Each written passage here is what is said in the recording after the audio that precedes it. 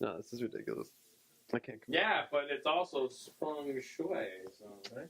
I can't commit. I've done been ready, but look, let him do the hood. The Can't hood commit. Let him do it. He did it already, guys. Why is Yeezus one of your favorite? Oh, fuck you.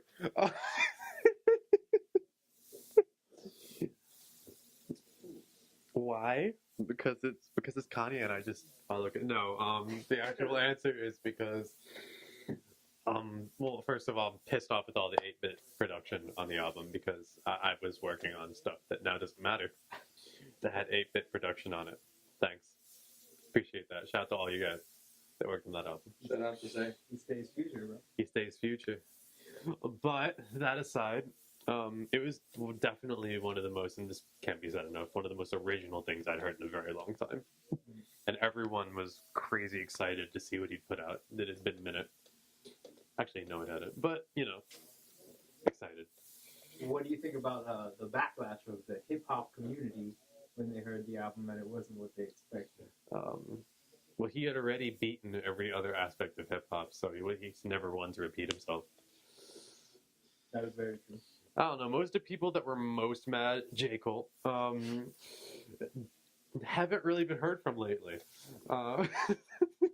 No, I don't know. It just didn't really bother me at all. But you know what? I'm not gonna say that. That's too much.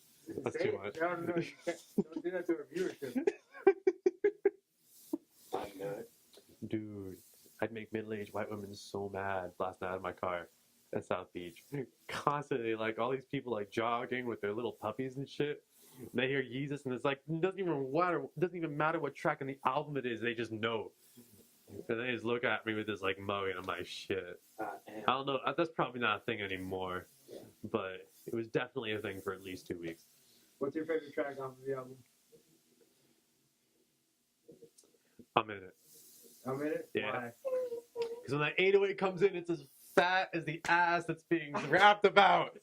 Oh my god.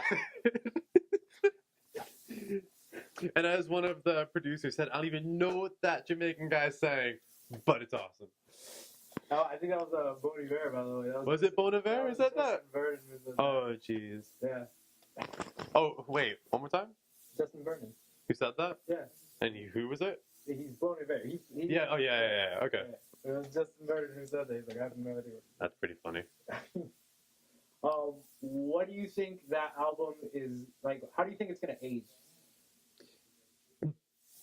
Like when people I think it's going to... like 5 years. I think it's going to age very well, only because a lot of like kind of early stuff like Graduation, it became such a timestamp to the era, especially since he moved away from it and a lot of people didn't.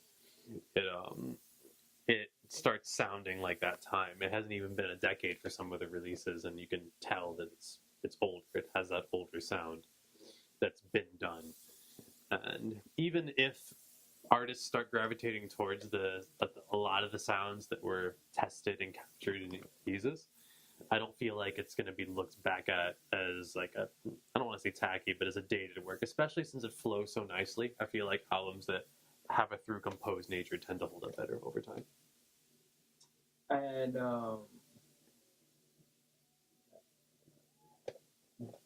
do you think that now you're going to see a lot more producers like basically using more like noise, like that was used in hip hop as far as like hip hop producers? I mean, hip hop's already more and more adopting EDM. Sometimes the wrong parts of it, but that's been a thing.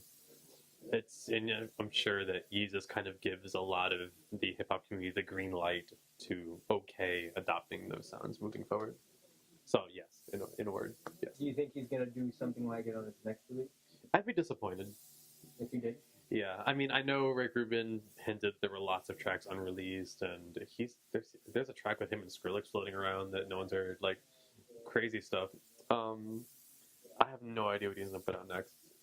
I wouldn't be disappointed because he's never disappointed me, I'm sure, but I'd be really surprised if it just sounded identical in that way. It's been too long. It's been a year, and in fashion, that's like 1,000.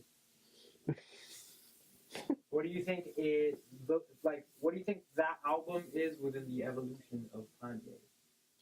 The evolution of Kanye. Because it's a very stark difference between Dark Twisted. Yeah, Dark Twisted and Watch the Throne and all that. Mm. It's, I don't know. How to sense this evolution? I mean, you mentioned this, Goose, but you commented that he was going to start adopting minimalism in a lot of his works, and that was definitely a thing. But I feel like he's fine. He's at a place in his career where he doesn't really have to not that he doesn't have to listen to anybody, but he can do whatever he wants because he's Kanye. And we're just going to start hearing more and more of that, and we're either going to love it or we're going to hate it. I'm sure a lot of people are going to do both, regardless of what he does. Off of the album, is there any song that you could do without?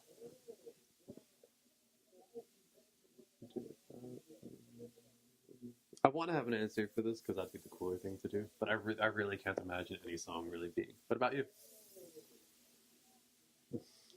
Just kidding. Gay!